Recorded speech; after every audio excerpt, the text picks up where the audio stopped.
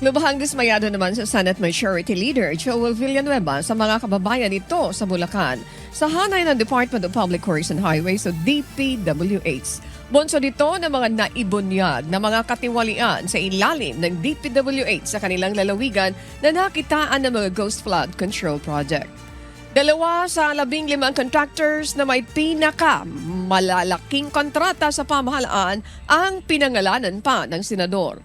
Ayon kay Senator Joel, klaro ang pagpapahiram at pagbibenta ng mga lisensya. At sa naturang 2 kumpanya, tila dami contractors rin ang mga ito sa gumagamit ng ibang mga tao sa kanilang kumpanya.